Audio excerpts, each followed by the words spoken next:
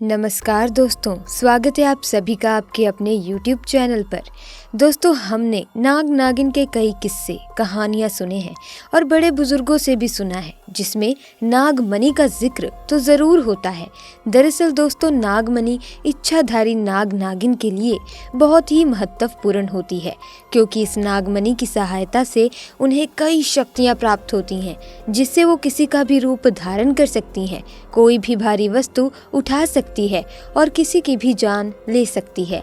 ऐसे में दोस्तों, जरा सोचिए कि इस नागमणि में कितनी शक्तियां होंगी, और अगर ये किसी इंसान के हाथ लग जाए तो वो इंसान बहुत शक्तिशाली हो जाता है, जिससे वो जो चाहे वो कर सकता है। लेकिन दोस्तों, नागमणि को साधारण इंसान हासिल नहीं कर सकता। ये केवल इच्छाधारी नाग नागिन को कठिन तपस्या के बाद महादेव से प्राप्त होती है, क्योंकि नाग नागिन महादेव शिव को ही अपना आराध्य मानते हैं और उनकी हजारों वर्षों की कठिन तपस्या से महादेव खुश होकर उन्हें नागमणि देते हैं, जिन्हें इच्छाधारी नाग नागिन को संभाल के रखना होता है। लेकिन दोस्तों, अगर कोई नागमणि चालाकी से चुरा ले तो उस व्यक्ति के साथ क्या होगा, आइए जानते हैं आज की इस वीडियो में। क्योंकि दोस्तों, तब क्या हुआ होगा जब इच्छाधारी नागिन ने दिया एक बच्चे को जन्म, पर व्यक्ति की एक गलती के कारण इच्छाधारी नागिन ने उसके साथ जो किया, सुनकर लोगों के होश ही उड़ गए। दोस्तों, ये चमत्कारी घटना है राजस्थान के एक छोटे से गांव चंदेला गांव की। दरअसल ये घटना घटित हुई चंदेला गांव के मुखिया और वहां के सबसे धनी इंसान सुमित जी के साथ। सुमित करीब आज से 5 साल पहले एक साधारण एवं गरीब व्यक्ति का जीवन व्यतीत करते आ रहे थे। वो अक्सर जंगल में अपनी बकरियां चराने जाया करते थे। एक दिन बकरी चराते चराते वो जंगल के थोड़ा और अंदर निकल गए। उसी जंगल में एक इच्छाधारी नागिन अपने नाग के साथ एक विशाल पेड़ के पास रहा करती थी। वो नागिन गर्भवती थी। शाम का वक्त था और सुमित जब उस पेड़ के पास से गुजरा तो उसे वहां एक तेज चमकती चीज दिखाई दी, परंतु साथ ही वो दोनों नाग नागिन भी वहीं थे।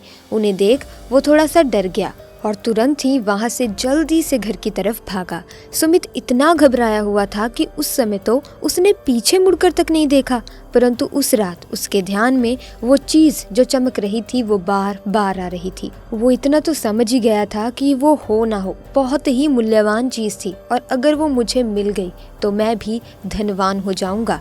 परंतु सबसे बड़ी मुसीबत थी वो दोनों नाग नागिन। अगले दिन वो वापस जंगल उसी पेड़ वाले स्थान पर गया और कुछ दूर खड़े रहकर छिपकर उस पेड़ के पास रह रहे नाग नागिन को देखने लगा।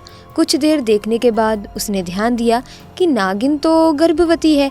वो उस रात घर आकर सोचने लगा कि ये अच्छा मौका होगा, जब नागिन अपने बच्चे को जन्म देगी तभी वो नागमणि चोरी कर लेगा, क्योंकि उस समय नागिन कमजोर होगी। अब बस नाग को मारना होगा। दोस्तों, कहते हैं कि अगर किसी नाग के मुंह की तरफ गोबर मार दिया जाए तो वो अपना होश खो बैठता है। अब सुमित को ये चीज पता थी, तो वो हर रोज गोबर लेकर उस विशाल पेड़ के पास छिपकर सही मौके का इंतजार करने लगा। एक दिन वो मौका भी आ गया जब नागिन अपने बच्चे को जन्म देने वाली थी। तभी चुपके से सुमित ने नाग के मुंह की तरफ तेजी से गोबर मारा और फिर एक बड़े पत्थर से नाग को मार डाला। फिर उसने नागिन को और उसके बच्चे को भी मार डाला और उस मणि को उठाकर जल्दी से घर की तरफ निकल पड़ा। परंतु उधर नागिन किसी तरह बच गई थी और बस बेहोश पड़ी थी। जब नागिन को होश आया और उसने अपने बच्चे और पति को मरा देखा तो उसके दुख दर्द का ठिकाना ही नहीं रहा। वो उस समय गुस्से से पागल हुए जा रही थी और उसने अब सुमित से बदला लेने की ठान ली थी।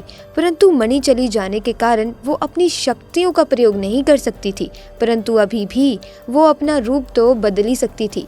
इधर सुमित को जैसे ही वो मणि मिली, उसका पूरा जीवन ही परिवर्तित हो गया। उसकी फसल इस बार काफ़ी अच्छी हुई और काफ़ी महंगे भाव में भी बिकी। उसकी तो जैसे लॉटरी लग गई हो, क्योंकि जो भी वो धंधा कर रहा था उसे हर जगह से लाभ ही मिल रहे थे। और सुमित को पता था कि ये सब उस चमत्कारी नागमणि का ही कमाल है। गांव में हर जगह उसका नाम था।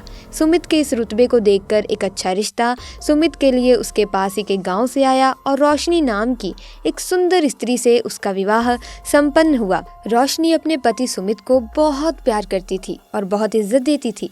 दोनों एक दूसरे का कदम कदम पर साथ निभाते। उनकी जोड़ी गांव गांव में मिसाल बन चुकी थी। उधर नागिन भी एक पुरुष का रूप धारण कर जतिन नाम से सुमित के यहाँ उसका मुंशी बन गया और सुमित का विश्वास जीतने लगा। सुमित भी जतिन के व्यवहार और वफादारी को देख उसे अपना भाई समान ही मानने लगा। एक दिन रोशनी अपने पति सुमित के पास आती है और बताती है कि तुम पिता बनने वाले हो, मैं गर्भवती हूँ। ये सुन सुमित की खुशी का ठिकाना ही नहीं रहा। उस दिन वो खुद अपने मुंशी के पास गया और बोला कि देखो जतिन, मेरा कोई भाई नहीं है, परंतु जब से तुम्हारा साथ मिला है तुम मेरे सगे भाई से भी ज़्यादा बन चुके हो। आज मैं बहुत खुश हूँ, इसीलिए आज मैं अपनी पत्नी और तुम्हें एक खास जगह ले जाना चाहता हूँ, क्योंकि मेरा इस दुनिया में तुम लोगों के सिवाय और कोई नहीं है और मैंने जिंदगी में आज तक किसी पर इतना विश्वास नहीं किया जितना तुम दोनों पर करता हूँ। और वो अपनी पत्नी और जतिन को कार में बैठाकर गाँव के एक कोने में ले जाकर कार एक छोटी सी कुटिया के सामने रोकता है और बताता है कि जब वो छोटा था तब इसी कुटिया में उसकी माँ की जान उसे जन्म देते ही चली गई थी। उसके पिता तो पहले ही गुजर चुके थे। तब एक बूढ़े बाबा ने उसकी माँ को वहीं दफना दिया था और सुमित को उसी बूढ़े बाबा ने पाला पोसा था।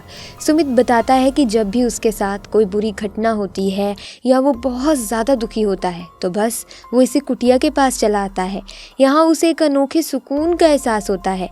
सुमित आगे बताता है कि आज तुम दोनों को मैं इसीलिए यहाँ लाया हूँ क्योंकि तुम दोनों अब मेरी जिंदगी का एक अहम हिस्सा बन चुके हो। दोस्तों, ये सुन सभी की आंखों में पानी भर आता है। कुछ देर रुकने के बाद जब वे वापस पहाड़ी से होते हुए घर को जाते हैं तो अचानक से उनकी गाड़ी पहाड़ी पर एक बड़े पत्थर से टकराती है। गाड़ी को जोर का झटका लगता है जिसके कारण सुमित तो कार में फंसा रहता है, परंतु उसकी पत्नी रोशनी पहाड़ से नीचे गिर एक पेड़ पर अटक जाती है और उस पेड़ के ठीक नीचे बहुत गहरी खाई थी। दोस्तों, वो रात कार्तिक पूर्णिमा की ही थी। जतिन अपनी शक्तियां पाकर पुनः नागिन रूप धारण कर लेता है। सुमित जतिन को देखकर चौंक जाता है क्योंकि जतिन अब नागिन में पुनः बदल चुका था। वो नागिन सुमित को बताती है कि कैसे ठीक इसी तरह वो भी स्थिति में फंसी थी जब सुमित ने उसका पूरा घर संसार लूट लिया था, उसके पति और बच्चे को मारकर, और आज मेरे पास बदला लेने का एक अच्छा मौका है। सुमित घायल गाड़ी में फंसा हुआ था और रो रो कर नागिन को बोलता है कि भले मेरी जान ले ले परंतु मेरी पत्नी गर्भवती है, उसे छोड़ दे। परंतु तभी नागिन को अपनी वही स्थिति याद आती है कि क्या होता है जब कोई अपना छिन जाता है। ये जिंदगी का सबसे बड़ा दुख होता है। नागिन ने सुमित का उसकी पत्नी के प्रति सच्चा प्यार देख उसे माफ कर दिया और रोशनी को उस पेड़ से निकाल बचा लिया तथा दोनों को हॉस्पिटल छोड़ खुद वापस में उसी जंगल में विशाल पेड़ के पास चली गई। जब सुमित हॉस्पिटल से स्वस्थ होकर घर वापस अपनी पत्नी के साथ लौटा तो उसे अपनी गलती का एहसास हुआ और उसने जाना कि उसने कितनी बड़ी गलती करी है। वो नागमणि को लेकर उसी विशाल पेड़ के पास गया और उस पेड़ के पास उस नागमणि को रख फूट फूट कर रोने लगा और शाम को घर वापस आ गया। दोस्तों, कभी कभी इंसान लालच में इतनी बड़ी गलती कर बैठता है कि फिर उस गलती को कभी भी ठीक ही नहीं किया जा सकता और बस अंत में पछतावा ही रह जाता है। आपको ये घटना कैसी लगी हमें कमेंट्स में ज़रूर बताइएगा। साथ ही भगवान शिव के परम भक्त पूरी श्रद्धा से सच्चे मन से ज़रूर लिखें हर हर महादेव। साथ ही वीडियो को लाइक करें, शेयर करें और अगर ऐसी वीडियोस की आप अपडेट पाना चाहते हैं तो आप हमारे चैनल को सब्सक्राइब करके बेल आइकन को प्रेस कर सकते हैं ताकि नए वीडियोस की अपडेट आपको मिलती रहे। आपका बहुत बहुत धन्यवाद।